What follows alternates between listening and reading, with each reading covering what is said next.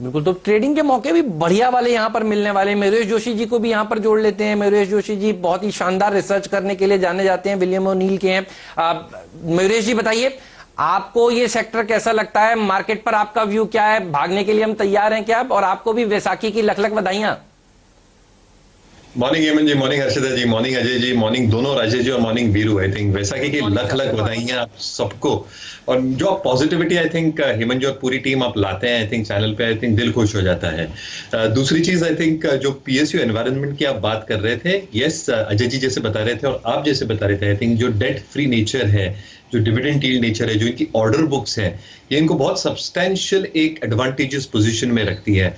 उदाहरण देता हूं, आई थिंक आईटीआई की जो आप बात कर रहे थे, जो वेंटिलेटर्स की आप बात कर रहे हैं, उनकी जो ऑर्डर बुक है 20,000 ऑड करोड़ है and that is growing at a pace of 35 odd percent. Defence 35% के आसपास कंट्रीब्यूट करता है। जो पिछले तिमाही के नतीजे थे 979 crore, which was a growth of 54 odd percent.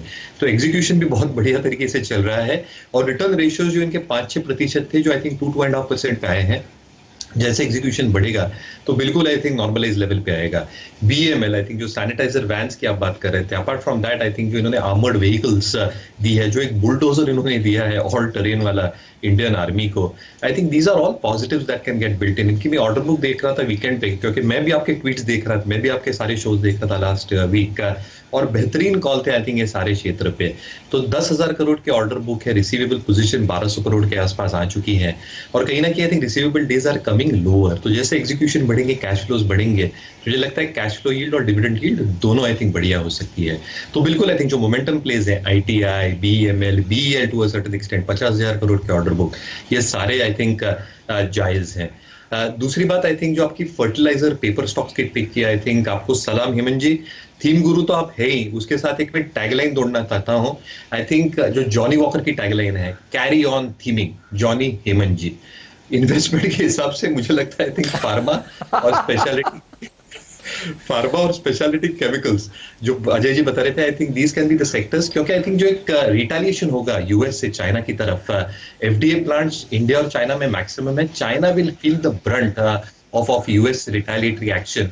जैसे अप्रूवल्स आएंगे, इरोजन कम होगा, एफडीए कंसर्न्स कम होते जाएंगे, मुझे लगता है pharma will be in focus. यहाँ पे एल्केम लैब, सिप्ला काफी बढ़िया और चुनिंदा लग रहा है हमारे रिसर्च के हिसाब से। And speciality chemicals, I think वहां पे भी जो डिपेंडेंस है चाइनीज मार्केट्स पे, I think that will come off very, very gradually and very, very fast for the Chinese players. और I think जो demand बढ़ेगी, I think specialty players for India, I think they are in a very, very advantageous position. जिसके पास आरती industries for example 925 के ऊपर बहुत बढ़िया लग रहा है, दीपक नाइट्रेट जिसके पास वो होल्ड करना चाहिए। तो आई थिंक मार्केट बढ़िया लग रहा है हेमंत जी, एंड आई थिंक जो आपकी पॉजिटिविटी है वो आई थिंक दर्शाती है। बिल्कुल। और देखिए आज ट्विटर पे जो सवाल हम आपसे पूछ रहे हैं वो भी यही है। सरकारी कंपनियों पे आज पूरी तरह हमारी नजर है और हमारा सवाल यह है कि जिस तरह से कोरोना की लड़ाई में सरकारी कंपनियां आगे हैं, क्या रिटर्न देने के मामले में भी ये कंपनियां बाजार में सबसे आगे रहेंगी और ये वो स्टॉक्स हैं जहां पर आपको खरीदारी करनी चाहिए? तो ये है हमारा ट्विटर पोल। हमारे ट्विटर हैंडल CNBC_ आवाज पे आइए और इस सवाल का जवाब दीजिए। आपका जवाब हाँ या ना में हो सकता है। CNBC आवाज के ट्विटर हैंडल पर आकर तुरंत कीजिए आपका वोट। और एक सरकारी कंपनी पे आपकी नजर होनी चाहिए, वो है भारत डायनामिक्स। आपको याद होगा पिछले हफ्ते भी हम इस पे बात कर रहे थे और हमने ये कहा था कि देखिए ये रॉकेट और टॉर्पीडो बनाने वाली कंपनी है, तो ये स्टॉक जब चलता है तो रॉकेट की तरह, मिसाइल की तरह लंबी दूरी पे मार करता है। 20-25% के रिटर्न दरअसल आपने यहां पर अब तक कमा लिया और आज आपका ये मुनाफा तगड़ा बढ़ने वाला है। 10% ऊपर ही खुलने की तैयारी में ये स्टॉक भी इस वक्त आपको नजर आएगा। HAL, गार्डन रीच, ये कुछ और स्टॉक्स हैं। BEML तो खैर लीड करता हुआ आपको दिखाई दे ही रहा है, जो सरकारी क्षेत्र की कंपनियों में आज आपको सबसे ऊपर दिखाई देगा। BDL पे अगर आपकी नजर है मयूरेश जी, क्या कॉल देते हैं आप? परफेक्ट मिसाइल छोड़ा है अपने प्रदीप जी, और मेरे ख्याल से आई थिंक कैरेक्टरिस्टिक्स हैं सारे स्टॉक्स के इंक्लूडिंग BDL, तगड़ी ऑर्डर बुक, रिटर्न रेशियोज तगड़े, डेट इक्विटी बिल्कुल नहीं और प्लेज बिल्कुल नहीं। मुझे लगता है जो एग्जीक्यूशन कैपेसिटीज और कैपेबिलिटीज हैं ये BDL के साथ है, तो बिल्कुल पॉजिटिव रहूंगा BDL के एज अ मोमेंटम। अगला स्टॉक जो इस वक्त मेरे रडार पे आ रहा है वो है बालाजी अमाइंस। और आप ध्यान रखिए, इस स्टॉक पे हमने आपको लगातार खरीदारी की सलाह दी थी और हमारे इनिशिएशन के बाद यहां पर आपको तकरीबन 30 से 35% के रिटर्न मिले हैं। आज थोड़ी सी खामोश शुरुआत आपको इस काउंटर पे होती हुई दिखाई देगी, लेकिन ये बहुत ही मेजर सप्लायर है ढेर सारी केमिकल और फार्मास्यूटिकल कंपनीज के लिए। इस बात को आप ध्यान में रखते हुए इस स्टॉक पे आज खरीदारी का मौका ढूंढेंगे। बालाजी अमाइंस के चार्ट पे नजर डालिए मयूरेश जी, और इसके बारे में आपके जो फंडामेंटल राय है, एक बहुत ही स्ट्रॉन्ग पिक इस लेवल पे बनती है, वैल्यूएशन के लिहाज से भी इस लेवल पे तो ये अट्रैक्टिव है। देखिए, और मैं रिटर्न रेशियोज इसके देख रहा था, ये जो कॉम्पिटिटर्स हैं आई थिंक बालाजी और अल्कली अमाइंस, आई थिंक दोनों स्टॉक्स आई थिंक जो रॉ मटेरियल्स सोर्स करती है और जो एंड प्रोडक्ट्स बनाती है, I think they are in a very beneficial position, क्योंकि प्राइसिंग इनके साथ है, रिटर्न ऑन इक्विटी 20 से 21% के आसपास रहती है। अगर मैं सेल्स ग्रोथ की बात करूं, जो पिछले कई तिमाहियों से मैं देख रहा था, आई थिंक सेल्स ग्रोथ काफी तगड़ी है एंड एक्सपेक्टेशन ये है कि 10 से 12% ग्रो होगी, लेकिन bottom line growth I think 12 से 15% ग्रो हो सकती है, जो आरओईज 21-22% में दर्शाती है। तो बिल्कुल आई थिंक आपके साथ रहूंगा प्रदीप, आई थिंक मोमेंटम शायद बरकरार रहेगा। यस, थोड़ी आई थिंक मुनाफा वसूली होगी, बट शायद मोमेंटम ये स्टॉक्स के साथ बरकरार है। तो ये है न्यू इंडिया एश्योरेंस। मेरे टारगेट 135 मुझे आते हुए दिख रहे हैं। मयूरेश जी, आपके टारगेट्स क्या होंगे इस स्टॉक पे?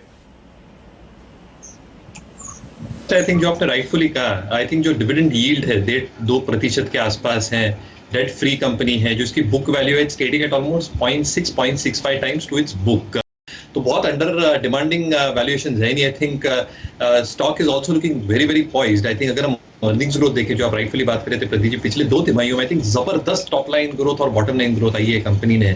जीआईसी री की जो आप बात करें, तो जी री इंश्योरेंस रेट जो आपने बढ़ाए हैं, आई थिंक वो भी आई थिंक दर्शाए जाएंगे इन टर्म्स ऑफ पॉलिसी प्रीमियम्स। जहां तक लेवल्स का सवाल है, मुझे लगता है अगर ये की एवरेजेस निकालते हैं अपने, और राजेश सतपथी जी आई थिंक सहमत होंगे इनसे, अगर इसका 200 डीए में जो आपकी टारगेट ये निकालते हैं, जो हम लगता है मुझे निकाल सकते हैं because of the numbers they are posting, एक short term momentum play I think 150-155 की तरफ बिल्कुल हो सकता है। मैं शैल जी ये देख रहा हूँ कि बैंक निफ्टी में ऐसा हुआ क्या है, इसको बुखार क्यों चढ़ा है। तो मुझे ये समझ में आ रहा है कि जिस तरह से लोग ये कह रहे हैं कि देखिए लॉकडाउन की वजह से और लॉकडाउन बढ़ने की वजह से 2 क्वार्टर तो नतीजे अच्छे नहीं आएंगे, उस सेक्टर पर नजर होनी चाहिए जिसके 2 क्वार्टर अच्छे नंबर आएंगे। तो 2 क्वार्टर खराब नंबर आएंगे बैंक्स के, ये सब समझ रहे हैं, और 2 क्वार्टर अच्छे नंबर्स आएंगे फार्मा के। डॉक्टर साहब दोनों सेक्टर रखिए, एक जगह फार्मा इंडेक्स रखिए और एक जगह बैंक निफ्टी रखिए, तो पैसा मूव हो रहा है, बैंक से पैसा निकलकर फार्मा में जा रहा है, ये साफ संकेत दे रहा है देखिए आपको बाजार। और इसीलिए देखिए हम शुरुआत में पहला सवाल भी मैं वही कर रहा था और दोनों एक्सपर्ट से मेरी गुजारिश यही थी कि फार्मा स्टॉक्स बताइए, अगर लॉन्ग साइड पर प्ले करना है तो फार्मा के अलावा अगर आप कहीं और ढूंढेंगे, पीएसयूज तो ऑब्वियसली बेस्ट है ही है, लेकिन अगर फार्मा के अलावा कहीं और आप ढूंढेंगे तो आपको टेलविंड नजर नहीं आएगी। तो आप देखिए फार्मा सेक्टर इकलौता ऐसा सेक्टर है जो हरे निशान में इस समय कामकाज कर रहा है और बढ़िया 1.5% की तेजी दिखा रहा है 505 पॉइंट सेंसेक्स के फॉल में, और बैंक निफ्टी अंडर परफॉर्म कर रहा है। तो पैसा जो है वो शिफ्ट हो रहा है बैंक से फार्मा की तरफ। तो लॉन्ग साइड के ट्रेड्स अगर ढूंढने हैं तो फार्मा में ढूंढने चाहिए। मयूरेश जोशी जी से बढ़िया देखिए रिसर्च कोई करता नहीं है। मयूरेश जी, आपने I am sure long weekend पर खूब रिसर्च करी होगी, बताइए कोई 1-2 बढ़िया फार्मा शेयर जो आपको पसंद आते हो। बिल्कुल हेमंत जी, और आपकी आई थिंक लॉजिक बहुत सही है। आई थिंक जो एक डिफेंसिव के तौर पे प्लस आई थिंक जो एक अंडर वैल्यूएशन और अंडर परफॉर्मेंस है आई थिंक, और जो सेक्टर फोकस में रहेगा, जैसे मैं पहले भी ओपनिंग रिमार्क्स में कह रहा था, आई थिंक जो चाइना पे रिटेलिएशन अगर ट्रम्प साहब करते हैं तो एफडीए की आप मंजूरी देखिए, ड्रग अप्रूवल्स आ रहे हैं, ईओआईज मिल रहे हैं एफडीए अफेक्टेड प्लांट्स को, और जैसे जैसे आई थिंक ये बढ़ते जाएंगे और जैसे स्पेशलिटी पाइपलाइन का अप्रूवल मिलते जाएंगे, फार्मा सेक्टर आई थिंक बहुत बढ़िया करेगा। दूसरा, अर्निंग्स के हिसाब से you are right, absolutely right. I think जो अर्निंग्स इंपैक्ट है ये रिलेटिवली कम होगा and in fact will be better compare to most sectors. Looking at this, मुझे लगता है Alkem Labs mid cap pharma में आई थिंक बहुत बढ़िया प्ले कर सकता है। अल्केम लैब्स में आई थिंक जो यूएस कारोबार है वहां पे आई थिंक जो एक कंसिस्टेंसी है वो आई थिंक मेंटेन होगी। जो डोमेस्टिक बिजनेस है वहां पे भी आई थिंक जो एक उनका एक अर्निंग्स ट्रैजेक्टरी और जो एबिटा मार्जिन है 20-21% के आसपास ये मेंटेन होंगे। दूसरा, I think large cap names में आई थिंक सिप्ला, जो आपने लास्ट हफ्ते भी चर्चा की थी, आई थिंक जो ड्रग अप्रूवल इनको मिली है 100-120 odd million size, I think ये एक्सपेक्टेड थी last quarter of this financial year. ये जो आई थिंक प्रीपोन हुई है ये अर्निंग्स को एक जबरदस्त बूस्ट देगा और अगर इनके गोवा प्लांट में आई थिंक एक अपलिफ्टमेंट मिलती है, क्लियरेंस मिलता है, तो आई थिंक जो बाकी के इनके स्पेशलिटी एनडीए ड्रग्स हैं, यहाँ से भी आई थिंक एक अर्निंग्स को एक जबरदस्त टेलविंड मिल सकता है। एक आउटलायर जो हमारे ग्लोबल फोकस लिस्ट में है, आई थिंक वो है बायोकॉन। कहीं ना कहीं आई थिंक जो मलेशियन प्लांट है उसके जो कंप्लायंस कॉस्ट है वो थोड़े भारी पड़े थे, लेकिन जो इनकी बायोसिमिलर्स पोर्टफोलियो है वहां पे एक इन्फ्लेक्शन पॉइंट आएगा अगले 2 से 3 तिमाहियों में। और जो इनका ब्रांडेड फॉर्मुलेशन बिजनेस है जो आई थिंक थोड़ा सबड्यूड था, ये आई थिंक बहुत अच्छी तरह से आई थिंक एक अर्निंग्स और एक प्रॉफिटेबिलिटी ट्रेजेक्टरी पे लेके आ सकता है। तो आई थिंक मार्जिन्स मेंटेन होंगे और रिटर्न रेशियोज भी।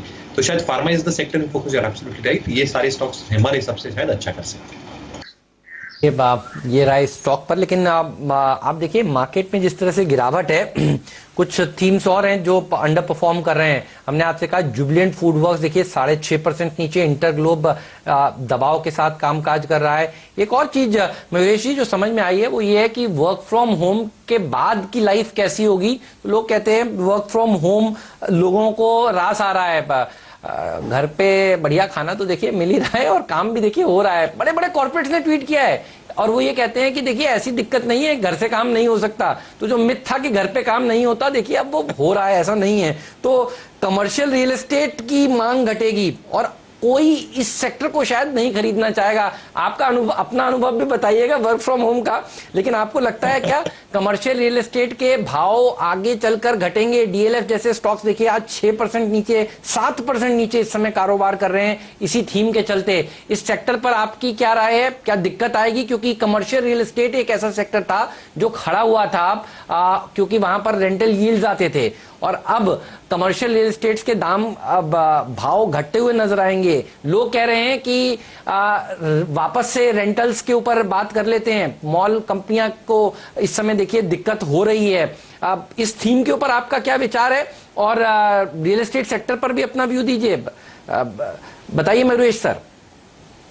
बिल्कुल हेमंत जी, तो मेरे ख्याल से आई थिंक वर्क फ्रॉम होम से आई थिंक जो फायदे हो रहे हैं आई थिंक और जो डिसरप्टिव ट्रेंड्स बाहर निकल के आ रहे हैं, आई थिंक एक नाइट फ्रैंक की बहुत इंटरेस्टिंग रिपोर्ट निकली थी जहां पे इन्होंने सारे ये disruptive trends not just locally but globally पेश किए हैं, जहां पे I think work from home can actually get introduced in a calibrated manner.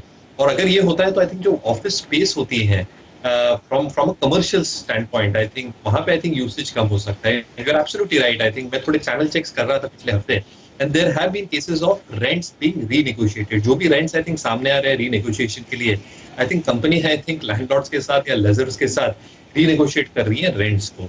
तीसरा I think जो utilization levels होंगे, I think अगर work from home का culture I think calibrated approach में आता है तो कहीं ना कहीं I think office space will be required on a lesser content cell। जो online की मांग बढ़ेगी, I think जो एक online की एक डिमांड बढ़ेगी, स्पेसिफिकली शॉपिंग हो या अदर पर्पसेस हो, जो शॉपिंग स्पेस होती है, जो मॉल्स में आई थिंक कमर्शियल स्पेसेस होती हैं, वहां पे भी आई थिंक थोड़ी श्रिंकेज देखी जा सकती है।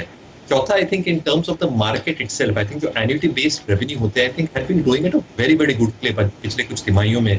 पर अगर ये सारे पॉइंट्स प्ले आउट होते हैं तो कहीं ना कहीं जो एन्युटी बेस्ड है कमर्शियल लीजिंग वाले जो बिजनेसेस होते हैं वहां पे थोड़ा दबाव मिलेगा, जहां पे आई थिंक रीनेगोशिएशंस आएंगे रेंटल्स को लेके। तो यस आई थिंक काफी स्टॉक्स जो आई थिंक प्रभावित हो सकते हैं in terms of higher exposure with commercial annuity, इन पे आई थिंक ध्यान देना चाहिए। थोड़ा आई थिंक सॉफ्टनेस बिल्कुल रह सकता है। प्रेस्टीज का आई थिंक एक अच्छा खासा कारोबार है कमर्शियल की तरफ। आई थिंक अगर आप मॉल्स की बात करें तो आई थिंक फीनिक्स मिल्स जो मॉल्स रन करते हैं और काफी कॉन्ट्रैक्ट्स नेगोशिएट होने वाले हैं अगले कुछ क्वार्टर्स में और अगले कुछ तिमाहियों में भी, वहां पे थोड़े रीनेगोशिएशंस अगर होते हैं मॉल लीजिंग में तो आई थिंक जो कमर्शियल स्टेट्स आई थिंक जो इनकी रेवेन्यूज आती है, तो आय आती है,